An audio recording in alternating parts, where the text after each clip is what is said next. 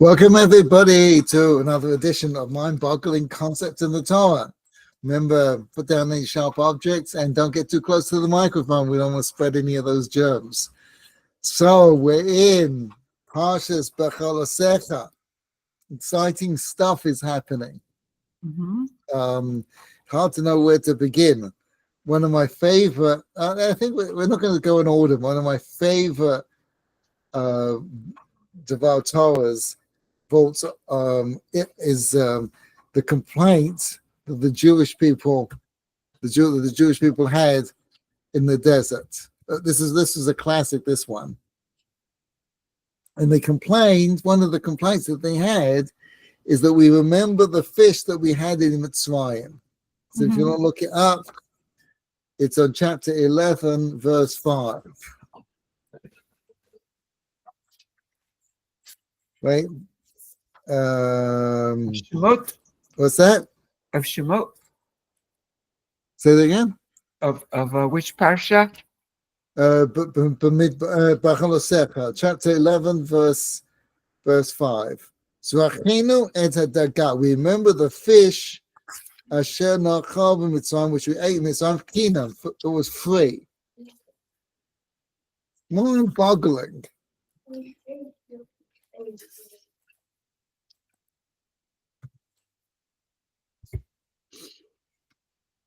If there's one thing that every mother agrees on throughout the world,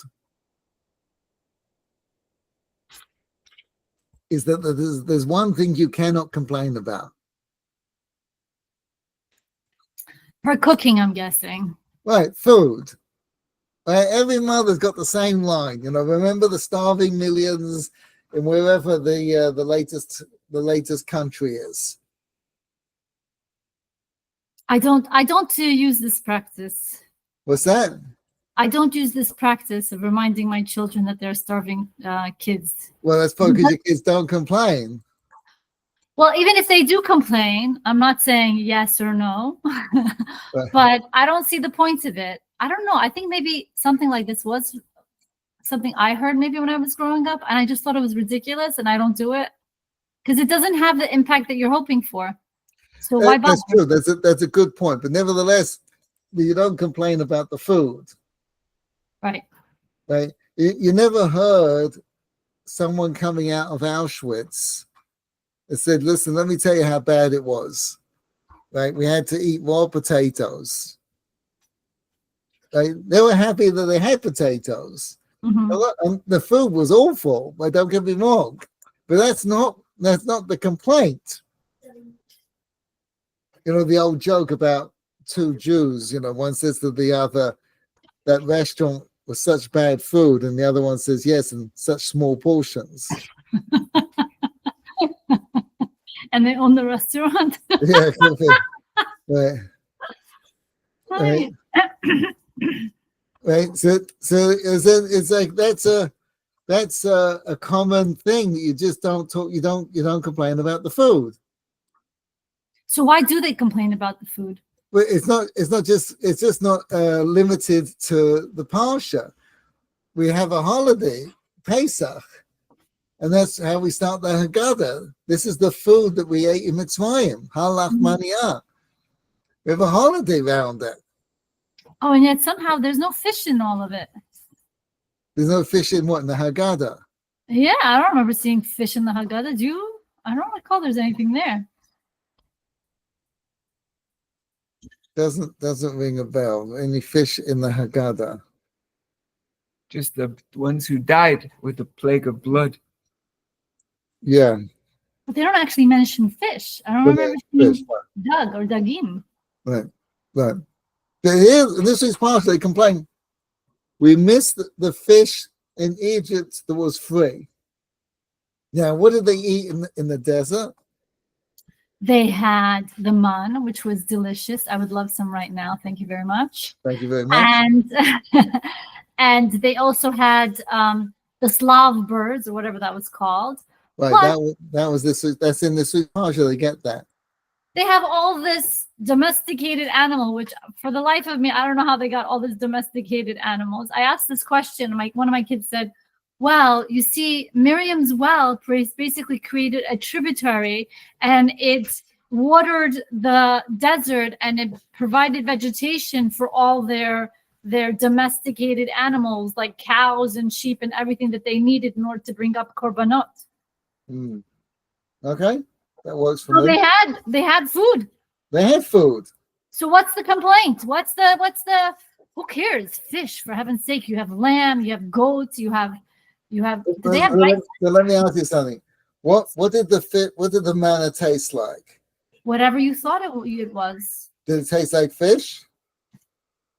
Well, that's a good question, because I remember there were certain things that it did not taste like Right. onions and garlic, because that was not good for the nursing mommies and the pregnant ones. All right. And cucumbers. Was fish on that list? Because I don't remember that. No. It wasn't on the list. Cu- What's the cucumbers- problem? What's that? So what's the problem? Can't they just imagine it's fish? They can imagine it's fish. The five foods that they complained about: garlic, melons, leeks, onions, and Cucumbers? what's that? Was it cucumbers? Cucumbers. Thank you. Right? Is that the man would not taste like? But it means it could taste of anything else. Right? So that here means you have- it tasted of fish. So why are they complaining about fish? here you have the best restaurant in the world. Right? And you've got free pass. You can go anytime you want, stay there as long as you want. And there's 5 things they won't put on the menu. I mean, listen, if they said no salmon, if they said no roast beef, if they said no chicken, okay, now you've got, I really like chicken, but I think we could live without garlic, onions, melons, leeks, and cucumbers. I mean, it's not, it's not the end of the world. Especially when you consider you've got a thing that tasted anything you wanted as much as you needed. Mm-hmm. Right? Okay, so the clue is that they missed the fish in Mitzrayim, but the manna tasted like fish. Yeah, I'm not seeing the problem here. The I'm really problem not. With why, I don't understand. Why are you complaining of not having fish when the man obviously can taste like fish? What is Right. your problem? What is your problem? Exactly. Rav Yaakov Weinberg used to say that if the Torah wasn't true, if it wasn't written by God, it would have to be written by an anti-Semite. Right, because it makes the Jews look bad. Right. Really, can you imagine, someone comes back from Tel Aviv, you're reporting CNN, and he says, what? Everyone I meet was complaining about the onions. I mean, they just they drive you crazy. They're just complaining about the onions and the garlic. They're just complaining constantly. CNN, anti-Semitic, right? The BBC, right? All the Jews complain. They just want free fish, right? What do you expect from the BBC? Right. That's all right. That's what they. You can't make this stuff up. This is what they complain about. Not it's so hot. Not there's no running water. There's no bathrooms. There's no. But they had all that, Rabbi. They had all that. They had the ananim to keep them cool. They had the ananim underneath their feet to protect them from the hot sand and the scorpions and all the dangerous whatever. They had the food. They had the water from Miriam's well. Maybe they had it too good and they were looking for something to complain about. 100%. I'm just saying, if the Torah wasn't true, you could think of a lot bigger things to complain about than the onions. So what is it really about? Because it's not what we think it is on face value, right? Right. It doesn't make any sense. Right. What I find shocking is how people read it and they're just, okay, because if you read it and just go, okay, I know, it's a very interesting because it ties into the beginning of the Parsha. The beginning of the Parsha, it says you should raise up the candle. When you light the candle, when you light the menorah, you have to raise up the flame. You can't just put a match to the wick and that's it. You have to raise up the flame. And it's compared to teaching a student. But Rashi brings down that it's a hint that the menorah had a stair. There were stairs to the menorah. That's what raise up the flame means? As part of the meaning that you should raise it up, because you have to stand up and bring up the flame. Oh, that makes sense, because you have a flame in your hand, and in order to reach the menorah candles, you have to go up on a stair, so you're raising up the flame. Right. Now I get it. That makes sense. Very good. Very good. So this reminds us of a question that Chava, when she was a little girl, she asked me, right, how come the menorah has a stair, but the Mizbeach is not allowed to have stairs? It has to have ramp. It has to have a ramp. Two menorahs, two ramps. Two Mizbeachs, two ramps. So the Torah says why the Mizbeach has to have a ramp, because if you don't have stairs, it reveal your nakedness, your erva. Mm-hmm. Right? Now that's a very strange thing to say. Like I've never met anybody, no matter how from they are, who was worried about going upstairs because it's not sneers. I don't know about you. Maybe in New Jersey they got lots of people like that. Yeah, but these are very public stairs. Most of the stairs we go on, they're not in front of millions of people. Most of the stairs, what, in the Torah? What do you mean? What, in the Mishkan? No, most of the stairs in our lives are not exposed like their stairs in the Mishkan, where they were in front of millions of people. Fine, but by the Mizbeach, there it says you have to have a ramp. Right, so we learned this, didn't we? We learned this in Shemos. I can't remember which Parsha. Right, it's part of Israel. Yes. Right. So you see, it took me 30 years to get an answer from my daughter. But you see, a ramp, it goes back to the snake. The Nachash are only allowed to attack one part of the human anatomy. What's that? The heel. The heel. What gets exposed when you walk up a stair? The heel. Mm-hmm. Remember, the Kohanim were barefoot. Mm-hmm. So when you are on your path, on your journey, the Mizbeach, you're going to your ultimate goal, the purpose of your life, your mission.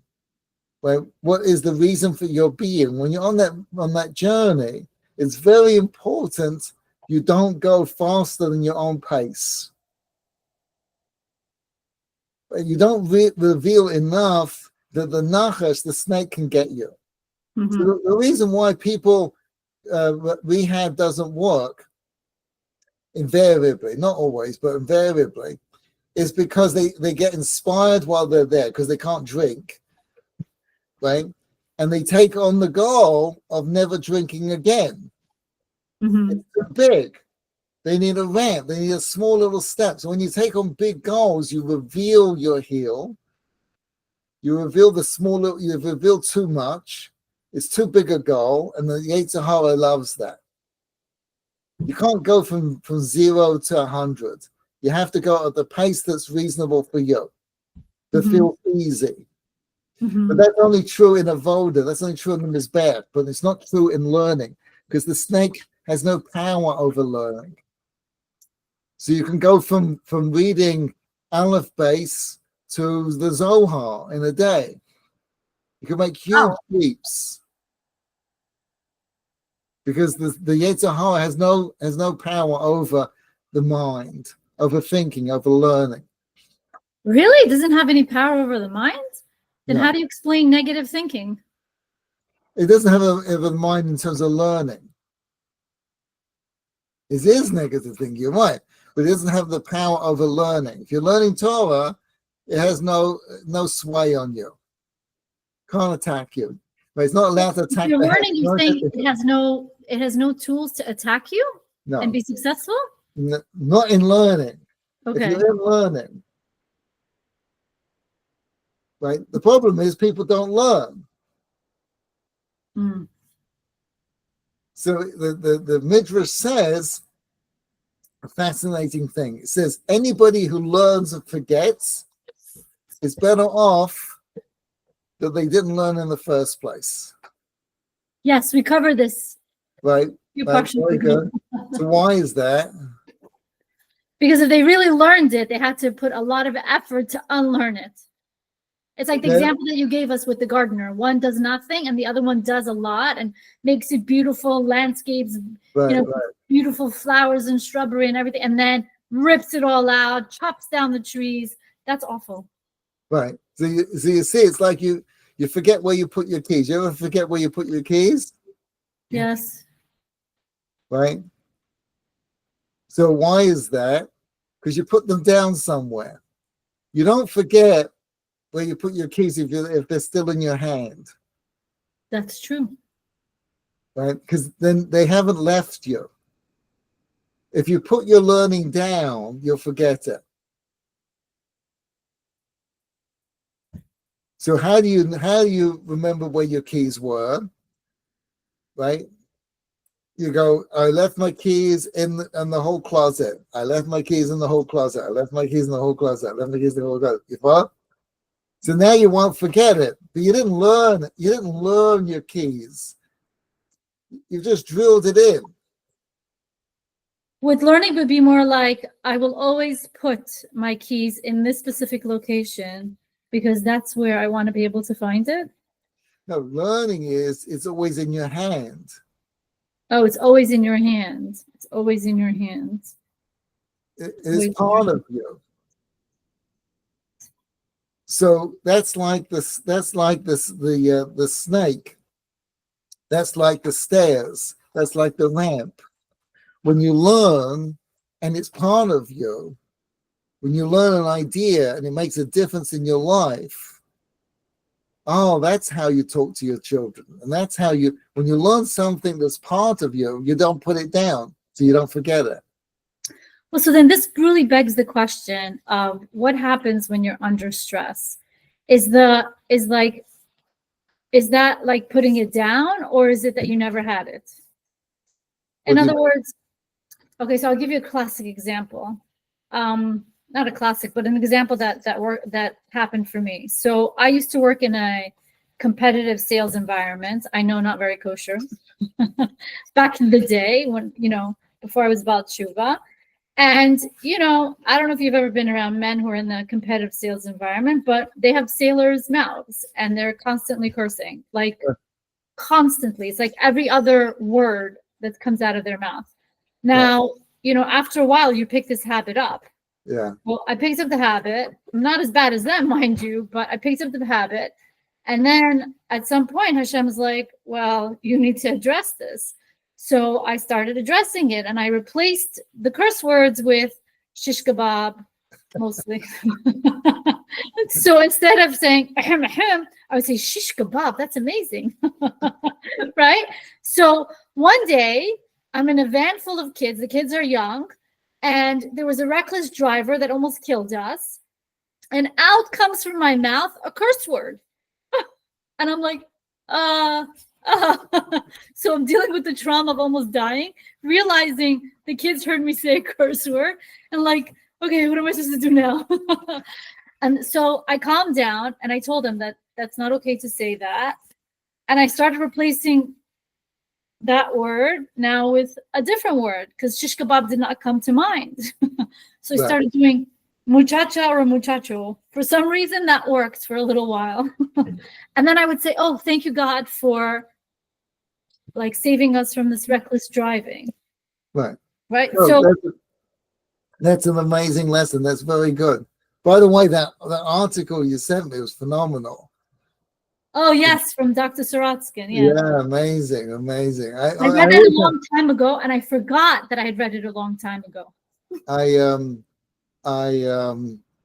had a problem with the book that he was talking about as well. It's one of my least favorite books, and so I was very happy to read that he also had the same problem. But I liked his explanation about that Gemara because it was driving me crazy after you taught us that Gemara. I needed to know. Like I need to know. And I don't have the energy to do what I normally do, which is dig. So I was so happy when Hashem gave it to me for free. Yeah, no, it was very good. It explains it very nicely. So getting back, right, we're learning. Learning means, as the Mesilas Yesharim says in his introduction, learning means that you benefit from it. It has to, if you learn how to tie your shoes, you remember it because it benefits you. Because now you're not stepping all over your shoelaces. It's nice and neat, etc., etc. Right. Anything you view as you need, it says that when Yeshua forgot 300 halachas, when Moshe died, he forgot 300 halachas. The Jewish people wanted to kill him. Poor Yeshua. Right? So why do they want to kill him? So it's like you're on the Titanic and the lifeboats are all padlocked. And the guy's got the key. He says, I don't remember where I put the key. I think. Yeah, you want to kill him. You can't kill him because then you really won't find the key. But you want to kill him. Yeah, but you're not going to. You're going to slap him. Remember. Right. Where was it the last time? Wherever it takes. But because they needed those 300 halachas. Their lives depended upon it. Can I ask, do we know what they were? Oh, that's a very good question. I don't think so. Like what topics? I'm no, so curious now. It's going to drive me nuts until I find out. I don't think we know what the halachas were. But anyway, getting back. So they complain of the fish, right? They complain of the fish. So you see, when you're reading Torah and you just go, they complain because the fish was free. And you just leave it like that. That's not learning. You just read it. Right. So what's the answer? It's driving me a little bit bonkers now. So Rashi says they had free fish that the Egyptians gave them free. See, first of all, what is it like? It's like your husband comes home and you're sitting at the dining room table and you're going over something or other, and he pulls out of his pocket a really fancy pen. Uh-huh. Right? It's engraved and it's lacquered and it's gold leaf. And it's wow, and it writes beautifully. And you turn to him and say, well, that's a fantastic pen. It must have cost a fortune. He says, no, actually, it was free. Why was it free? It came with the Bentley I bought. Oh, my goodness. Right? So imagine you're getting a job, right? And they tell you, well, this job's really high stress. You got to be at 6 o'clock in the morning. It goes to 6 o'clock at night. Sometimes you're there till 9 o'clock at night. One day a week, at least you're there all night long, 7 days a week, right? Whew, right? How much does it pay? It doesn't pay anything. You're nuts for taking it. Right? No, but they give you lunch, free lunch. That's okay. You can keep your free lunch. So they said we got fish for free. Are you crazy? You're slaves. Right. You understand? Like, what are you talking about? They get fed. Like, you're a slave. What is it? Did they when the slavery in America? Did they charge the black people for their lunch? No, they gave them lunch. Yeah, I mean, they gave them awful lunch. It's true, but they gave them lunch. Right. So here the Jewish people go, well, we got free fish. No, what they're really saying is we didn't have to make any decisions. We didn't have to make any choices. It was, quote, free. Like we were free from having to have bechira and whatever and working on ourselves. It was free. That's what Rashi says. So you see, you see, the manna, sometimes you'll say something is free relative to something that's very expensive. You know, in other words, if the newspaper had an ad for a Bentley, I don't know what a Bentley costs these days, $500,000, and they're selling Bentleys for $5,000, brand new, fully equipped. Mm-hmm. Right, you follow? You go, they're giving them away. Mm-hmm. Right, you follow? They're not giving them away. It costs $5,000, but relative to like what it normally costs, it's like they're giving it away, right? Right. I'd be very suspicious. Go on. I'm with you, but nevertheless, right? So when they said the fish in Mitzrayim was free, they meant relative to the fish in the desert. Oh, now I get it. Because the fish in the desert requires a lot of energy, mental, emotional, etc. Why did it require a lot of energy? Because that's how the mun worked. How did it work? You had to think about what you wanted to eat, how it tasted, the texture, the this, the that. It was a lot of decisions making in that taste. So you see, what if you didn't think? What would it taste like? Nothing. Like you eating, you know, what's that food? Tofu. What does tofu taste like? Like nothing. Nothing. Right? Unless you flavor tofu, it has no flavor. There's no taste. I'm Right. sure I'll get people to argue with me and say, no, it's but it's like eating plastic. Right? Gluten-free would not appeal to you either. What's that? Gluten-free would also not appeal to you. No, 100%. It doesn't to me either. No. So you see, if you weren't thinking, the manna would taste like nothing. If you want the fish and the manna to taste like fish, what did you have to think? You had to think fish. What kind of fish? You had to think salmon. How well done do you want it? You had to think. You had to think the flavoring. You had to think all the ingredients, all the things on top of it, all the things that were with it. As you had to think. And if you got distracted, poof, it's gone. Wow, that part I didn't know, that if you got distracted, it's gone. It's only while you're thinking about it. As long as you're thinking about it, right, it would taste whatever you want, but you had to think. I don't want to. As they're eating, they have to think it. They're eating. That's right. Not before, but as they're eating, that's what it tastes like. That's what it tastes like, right? People just want to come home, put the food in front of them, turn on the television, which will tell them what to think and what's going on and how to look at life, right? No critical thinking, nothing.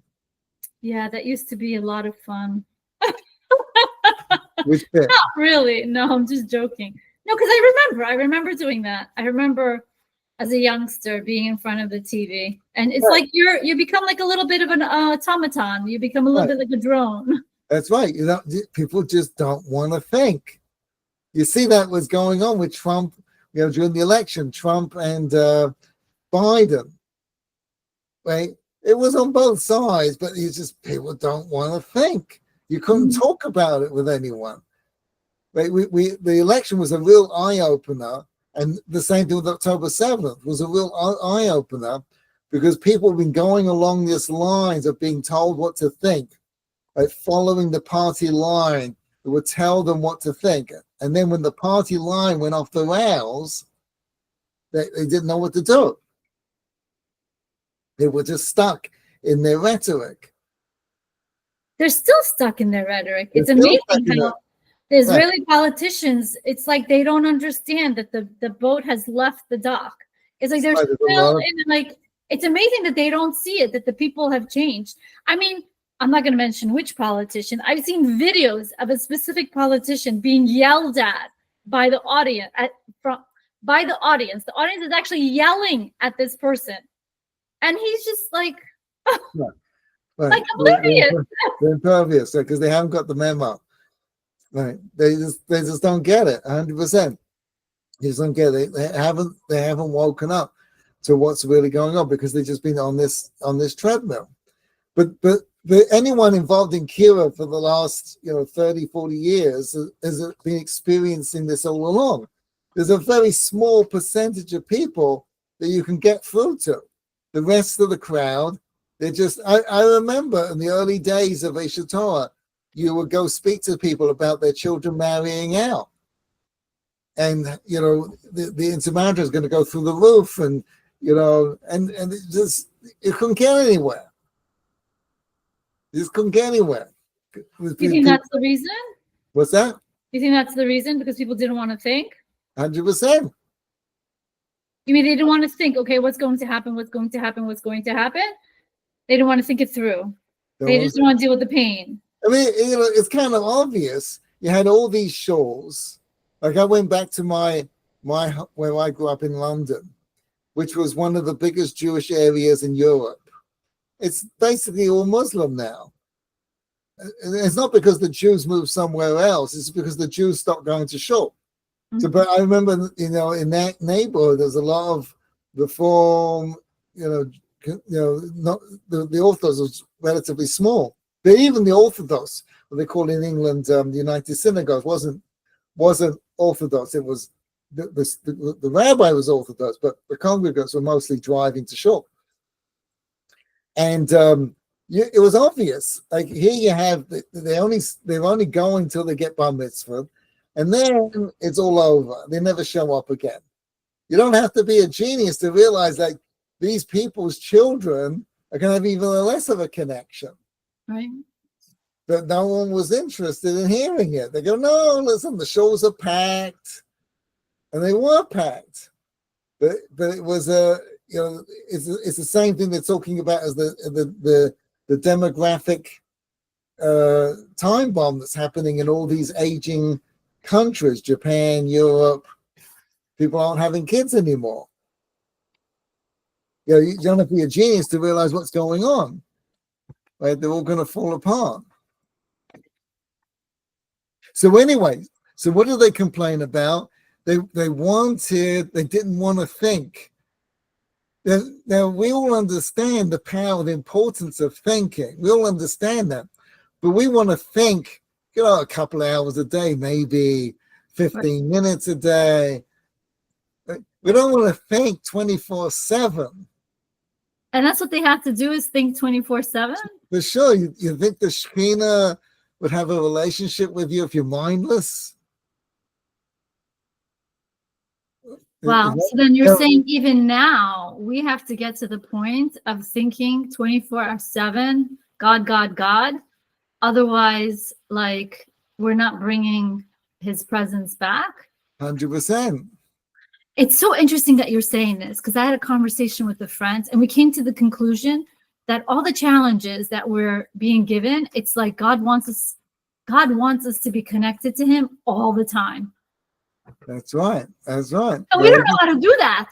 Where's our teachers? How do we do that? We don't know how to do that. It's true. How do you do that, Rabbi? We're going to get to it with the Meraglim, but that was the issue with the Meraglim. The Meraglim came back and they said it's worse in Eretz Israel. And we'll talk about more when we get there, Parsha Shlach. I don't get that because I would have thought that now that I've had that experience, I would have thought if you've already been connected to God once before, then when you're in his holy land, that you feel God even more. I mean, that's what I felt when we visited a few years back. Yeah. I felt, wow, the connection to Hashem is so much clearer without all the static and the long distance and everything. And it's so obvious that he's always with you. It's obvious in the daily life that you're living. Right. And then when we came back, it was so depressing because I didn't feel it. 100%. Right. So how is it that the Meraglim go into Eretz Yisrael, God's holy land, and they don't feel him more? They do. That was what they were complaining about. What? We'll get next week when we talk about it. We'll talk about it. But what you're describing is the whole purpose of the Galus. You're telling an experience of 2,000 years of Jewish history culminates in you. And after 2,000 years of learning what Galus is like, we go, you know what? We made a bad decision. We want to come back. We just don't want to come back. We want God back. That's right. You see, in Parshas Re'eh, Moshe says this classic line. He says, "I put before you." That's in Nitzavim. I put before you. It's also Re'eh says a line very similar. I put before you life and death. Blessing and curse. Right? Choose life. So the Brisker Rav says a blessing and a curse. So the Brisker Rav says, I said, so the verse reads, I put before you life and death, blessing and a curse. Choose life. Choose life so that you live. And what's life? You follow in the ways of God. Don't choose death where you worship other idols. So he says, what if you don't choose the mitzvahs, but you don't worship other gods? Wait, could you repeat that? I got a little distracted. It says choose life, follow the ways of Hashem, right? Or choose the curse and follow other gods. You have that's your choice. So he says, well, if you don't follow God, but you don't worship other religions, you don't have any other religion. You have no other God. You've taught us this before, and I've always agreed because I've had this question too. I've always wondered, why is there no middle ground? And you answered that question for us like 10 years ago or something. And I was like, finally, I understand, because I couldn't understand. I'm like, why is it that I can't have middle ground? I just want some tranquility. Like, why do I have to be like pulled in two different directions? Right. That's the whole shock of the secular Jew in America after October 7th. I can't have a middle ground. They won't let me. They won't let me. It doesn't exist. It doesn't exist for a Jew, you told us. And it makes sense because it doesn't exist. It appears to exist because we pretend that it does, but it does not exist. Right. And that's what they found out on October 7th. A non-Jew has a middle ground. You could be religious, you could be not religious in Russia, or you could just be an average guy.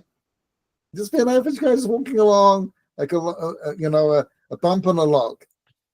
But even that's not real either, I don't think. I mean, I thought a lot about this, what you said, but I feel like even for the non-Jew, it's not real. I mean, it seems like it's real for them, but it's not real because they're stagnant. And what happens to stagnant water? Putrefies. That's true, but they can live like that. They have the choice to live like that. That's like saying, well, weeds live. Yeah, that's true. It says it's in this week's Parsha that the people who hate God, the people who hate Jews, hate God. Yes. Right? So you see, October the 7th, the secular Jews, they just don't know what's going on. They think it's organized. It's not organized. This hatred of Jews has been bubbling up for decades now. It's sort of like when you see couples getting divorced. You ever experience this? And anything that happens to the other couple, whether it is ennobling, whether it's endearing, whether it is sad, no matter what it is, the other side will use it as an excuse to belittle and degrade and criticize their spouse, right? So they hate each other. So one of them gets run over by a car. He had it coming to him. Finally, there's no sympathy comes out, right? Because there's hatred, right? So there's a real hatred throughout the world of Jews, right? So they were just waiting. Oh, the Jews got run over. About time. Right. You understand? And the Jews are looking at it going, what are you talking about? Where's the sympathy? And the anti-Semites don't know what you're talking about. What do you mean sympathy? We hate you people. Don't you know that? Right. We've been looking for something to criticize you for the last 20, 30 years. We couldn't do it. But now we got something. So we're going to use it. So can I ask you, it's almost related to this. Does that mean that like the Nevi'im were hated because they were somehow greater than the regular folk? It wasn't greater. It was they were constantly, you should be, you should be thinking when you're eating your dinner. You should be thinking now. If you didn't get a message, you didn't learn something today, you didn't learn, you're just reading. Yeah, but they couldn't give that kind of tochacha if they themselves had not worked on themselves to get to that point where they had achieved that and then could give that kind of tochacha. Because how could they give tochacha for something they themselves have never acquired? That's true. But it's this is the Gemara in the beginning of Avodah Zarah. So it says like this: in the end of days, God will ask the nations of the world, what did they do that will get reward? So each nation will come forward, and the Romans, Asaph comes forward, and it says, we built marketplaces, we did all these things, so Jews will learn Torah. Uh-huh.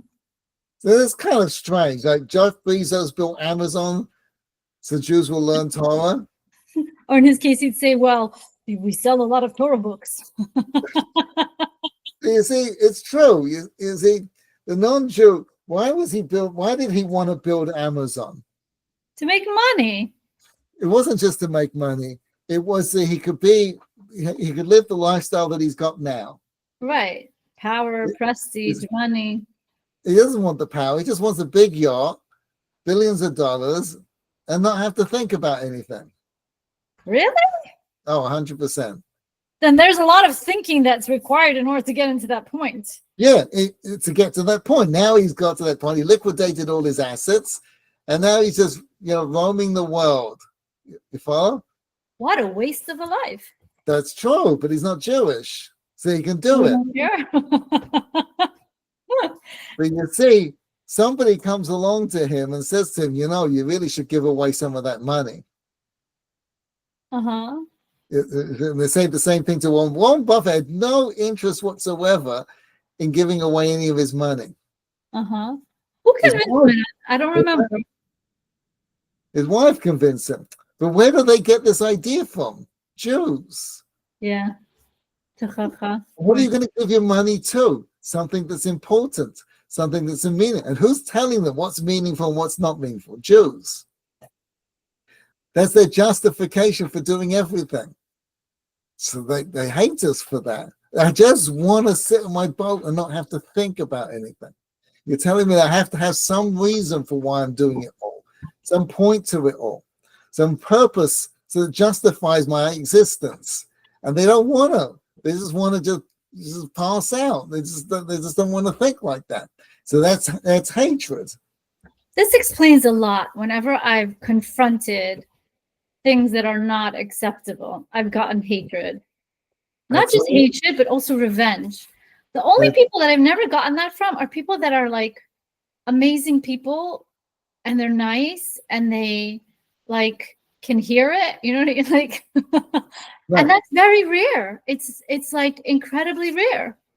Right, but it's the price you have for having this insight in life, of having your life. That's the price you carry for it. It's worth it.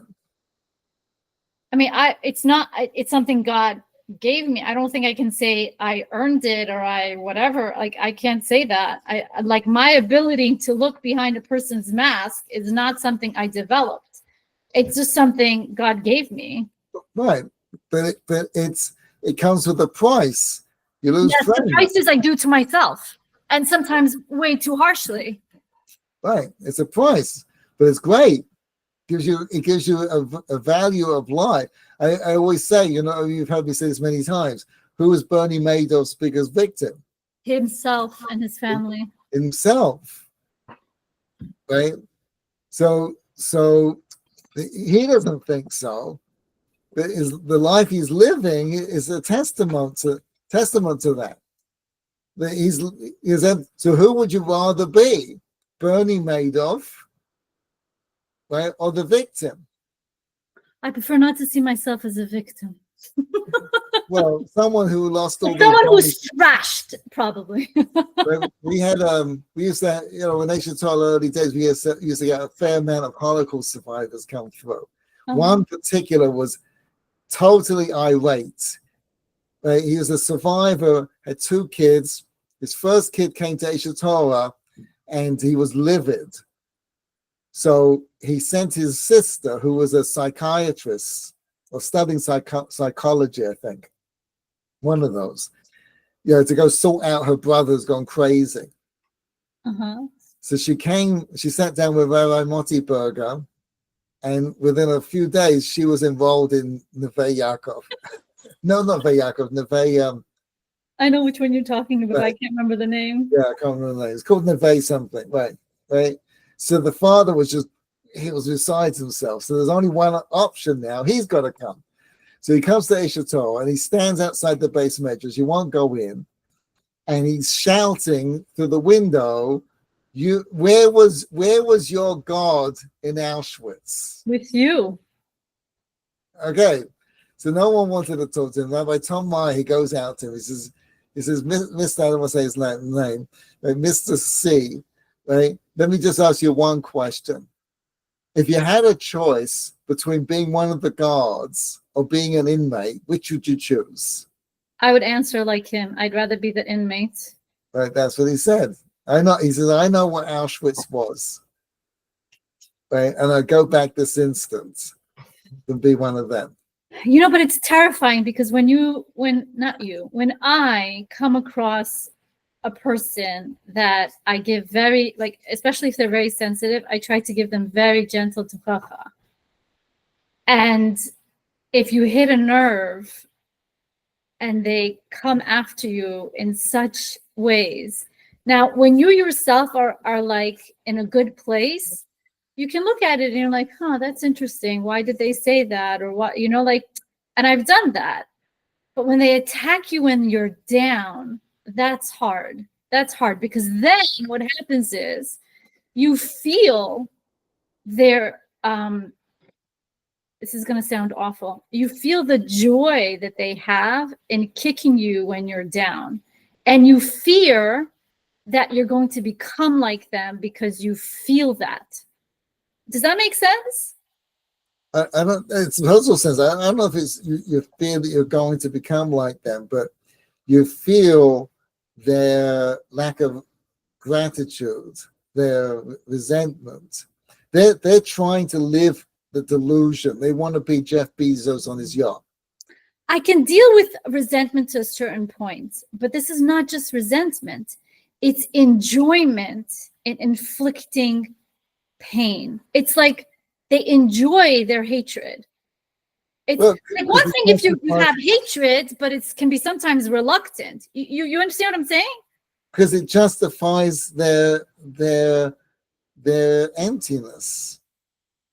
Is that what it is? It just feels sick. I can't explain it in any other way except that it feels sick, and I feel the sickness, and I'm like, get it away from me. Right, you see all these guys standing in front of the college campuses decrying Israel for genocide. Some of them are just like empty heads. You understand what I'm saying? The problem is the ones that actually know better but enjoy it. Right. So what are they screaming about? Because they want to live a life where Jews aren't around, so they don't make them feel bad about their emptiness. That's what it is. They feel bad. They feel bad about their emptiness because of us, and so they try to kick us down. And when we're hurting, it gives them joy because now they don't have to think about the emptiness of their lives. They think they've won. It's a war. That's not winning. It's a war against God. They think they've won. That's what it is. You hit it right on the head. It's the war against God. It's like, oh, God, I can't get back at you, so I'm going to get back at one of yours. Right. And if I can beat the Jews, then I can beat God. I don't think they believe that they can beat God, but they get satisfaction for beating one of God's. Yeah. it's a representative of God. So they think Right. they can win. Hitler thought he could create the new world order. All I've got to do is get rid of the Jews because they will inflict everybody with this sense of responsibility and morality. And he doesn't want that. It's so ridiculous. Like, it's like, really, like you don't look at history and you don't see that God's behind it and that you're not going to win. Like, why would you put this much effort and time? I mean, they're using a lot of thinking and ingenuity and everything else. That's the only time they seem to do it, is when they're trying to inflict maximum damage. They start using their brains and they start making choices out of a place of bechira. But the bechira comes from a place of hatred. Right. Because that's what evil is. It's regardless of the Rav Noah, we're going to see it on Parshas Bilam. But Bilam, Rav Noah used to ask this question. The reason for Bilam is because the Gentiles have a genuine complaint. We never had true leadership. Right. We didn't have anybody who was pointing the way. You had Moshe. We didn't have anybody. So God says, I gave you Bilam. What did he do? He tried to destroy the Jews. So the answer, he says, but what are you talking about? Bilam was a Russia, was evil. He says he wasn't evil. What turned him evil was real when God says to him, you can't curse the Jewish people because they're blessed. He didn't know that up until that point. Wait, please, can we back up? He wasn't evil up until that point. I thought he did some very disgusting things, and that was pretty evil. No. That was not considered evil? That's not evil. It's just disgusting. It's evil when you go after, when you're you're going after something good. When you're trying to discover, sorry. Right. You know it's wrong. Well, that's evil. Wow, you're going after something good. You know it's wrong to destroy that good thing or person or whatever it might be. And that's, I feel like I've heard a similar type of definition, maybe from Rabbi Kessin, and maybe didn't go in. I think I finally learned it, Rabbi. Good. So he said when God tells him they're blessed, he only had two choices at that point: join them, and if he had joined them, and there probably were people like that said, "Oh wow," and they did join us, right? But then there's no story, or go against them, and that's Bilam. He went against them. There was no middle ground for him. It wasn't like, bless the Jews and get everybody else to see that, it's better to imitate them rather than go against them. Right, that's right. There's no middle ground. When you get to that degree of awareness, there's no middle ground. That's what's amazing about Trump, is that he's so clear on the truth of the Jewish people. It's astonishing, really. It's astonishing. Right, how committed he is, and how aware he is of the delegitimacy of the other side. And Mike Huckabee, he's even said that you are the chosen people in the land that God gave you. Right, it's so very clear. It's amazing how clear. Well, I wouldn't say it's so clear. I would say that they are aware of the truth and justice of the Jewish cause. So I don't think that's what keeps Trump on that side of being Jewish. In other words, he sees truth and justice where it is. Like the LA riots. Like, he just understands, like, this is wrong. It's black and white. Right. He's not seeing the inherent greatness of the Jewish people. That he doesn't see. How do you know? Because he's not the type of person to reveal everything he's thinking. He actually keeps a lot close to the chest. Right. But I think that's the whole point. If he really saw what the inherent greatness of the Jewish people, of being a Jew, was, then he would convert. Really? You think he would do that? Or he'd be an anti-Semite. That's why I don't think Mike Huckabee. Mike, it's just the legitimacy of the Jewish cause is overt. But the fact that he supports his daughter, What's and that? the fact that he supports his daughter and she converted, Right. like, does that not give you some? Remember, you read that he wanted to convert, but his daughter told him he couldn't. No, that's a joke. That's a joke. Somebody said that he wanted to convert. I think Rabbi Kessin made this joke that he wanted to convert, and his daughter said to him, "No, you can't do that because I need somebody to sell my comments to." Yeah, no. I mean, I can see him doing it, but I think that's the reason he doesn't do it. I don't know how that would be received. Can you imagine if he decided one day, you know what, I want to convert to being a Jew? No more pork, no more this, no more mixing the two together, the cheese and the burger. Like that would be great. And then from a political standpoint, oh my gosh, that would like rock the world. That would rock the world. They're already rocking as it is. Maybe he's leading them to it, Rabbi. Maybe, please God, that would be nice.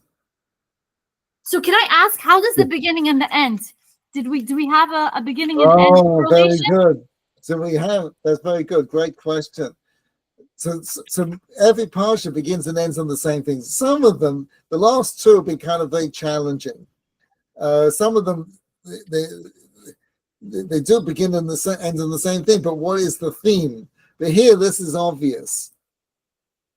So you see, of the three great leaders of the Jewish people after Avram, Yitzhak, and Yaakov are Moshe, Miriam, and Aaron, not in that order, not necessarily in that order. Who was the greatest of the three? Moshe. That's what I would have thought. Oh, then it has to be Miriam. If it's not Moshe, it has to be Miriam. Why Miriam? Well, for so many reasons, right? Because she had the belief in God, and she convinced her parents to remarry. She, along with her mother, went up against the king. Right. That's true, but Aaron's no wimp either. He's got a lot to his credit as well. Yeah, but she was the only one that really believed that the redemption was going to happen, and the tambourines. Like, there's so much that shows that she had. What's the term that my teacher would use? Emunas, amun. I don't remember the words. Right. Emunes. No. Amuna. She had tremendous amuna. Right. 100%. Right. 100%. So the parsha begins with lighting the menorah, and the menorah, the 12 points out, had seven stems, 7 lights, 1 in the middle, and 3 on each side. Right, Right. Yeah. But the 3 on each side their wicks had to face the center.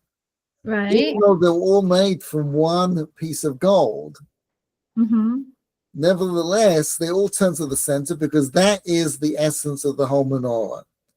Rashi brings down that that's the sides are the limbs or the stems, but the menorah is the guf. That's the essence of it. Even though they're all come from the same cloth, right? Which will explain why a leadership is always a reflection of the people, or the other way around. It's all one flowing thing. The leaders are not different than the people. The Jewish people complain in this week's Parsha, and Moshe complains. It's so interesting because I'm imagining, for some reason, that menorah of Tehillim 67. And when you said the center, I immediately thought,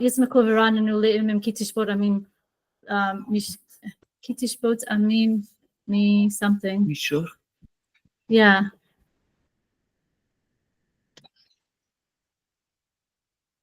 I'm sorry, I'm not getting what you're trying to say. I don't know. That's what I thought. I don't know why I thought it. So the thing that everything turns to, that's the main thing. Right? So who is it that the Jewish people turn to? Well, they turn to Moshe for halachot. They turn to Aaron for the spiritual learning and connection to God. And I guess they turn to Miriam for like inspiration and belief in God.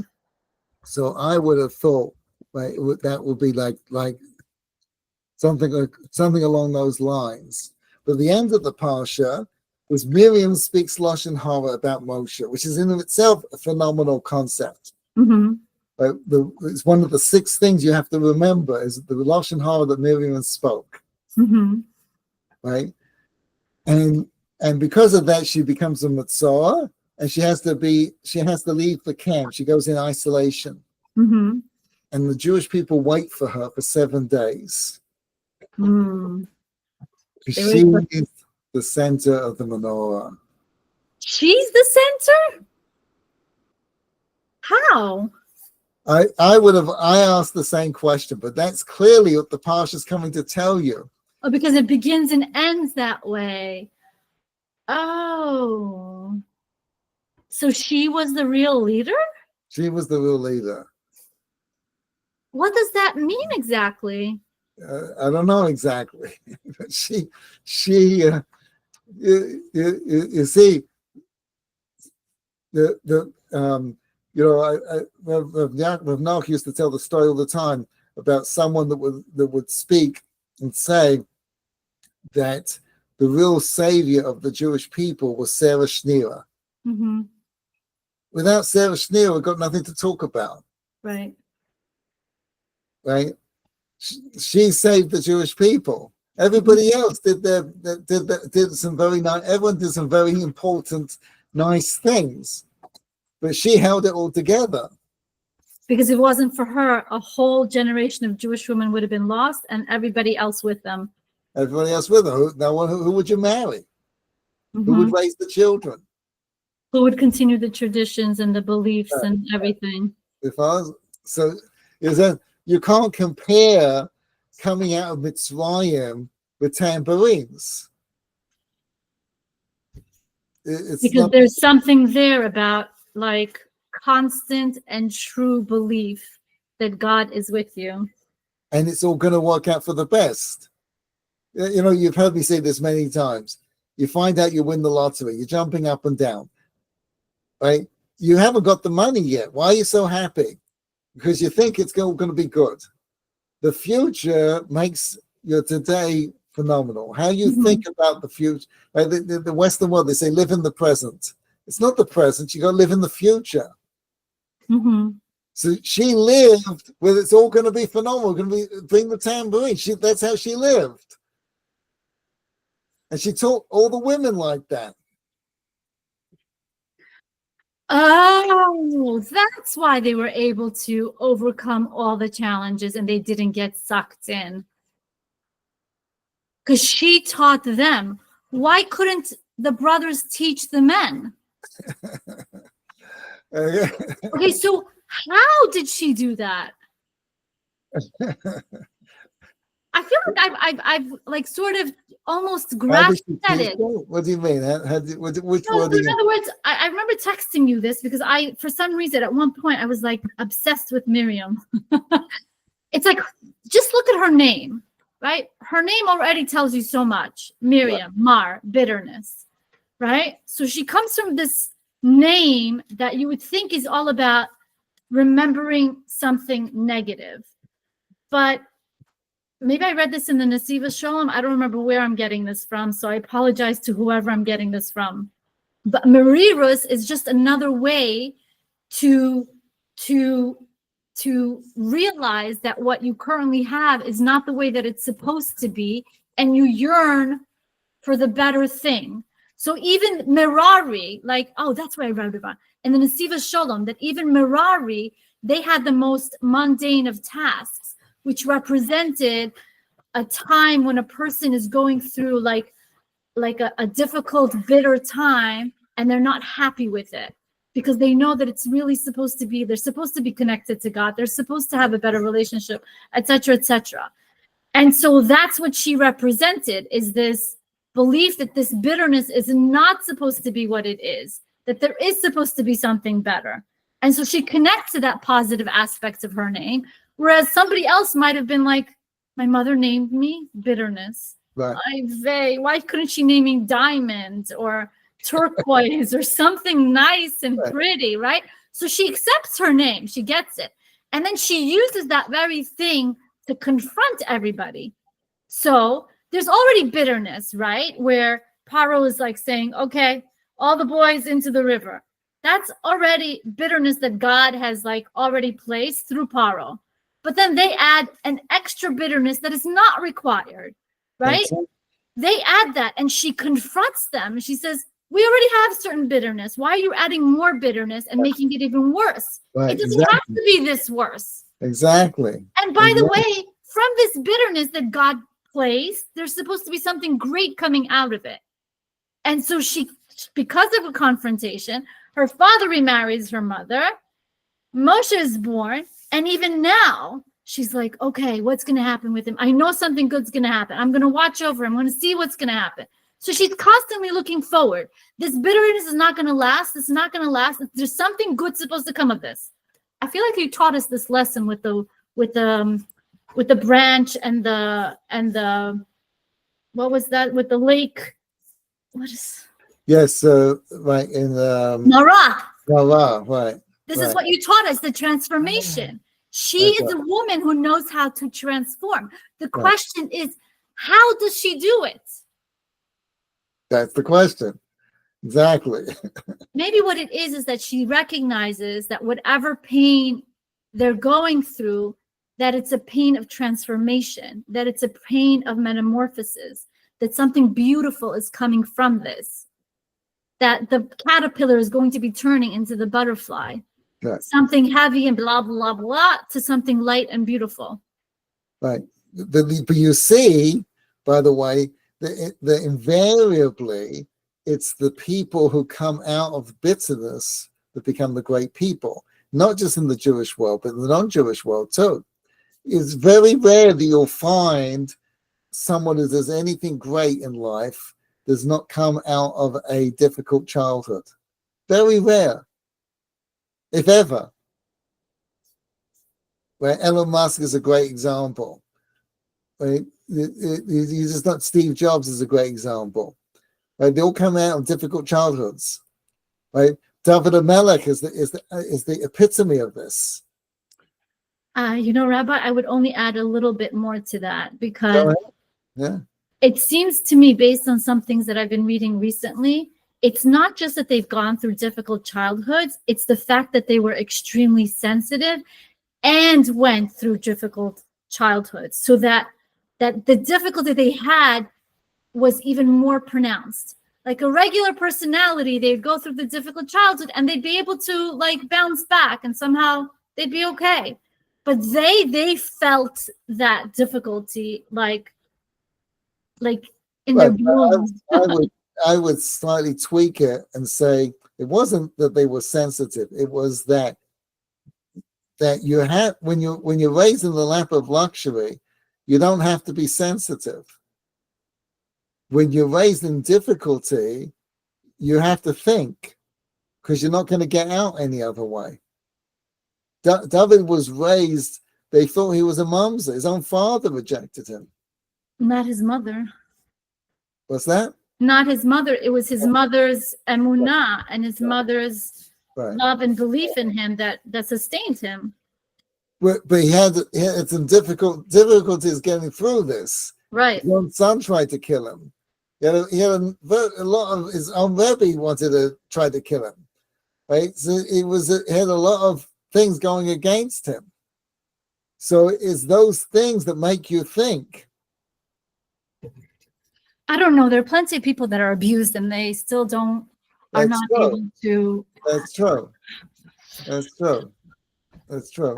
I don't know. I still feel like because how could someone you'd have to be extremely sensitive to that pain to be able to write something like the Tehillim. Oh yes, for sure.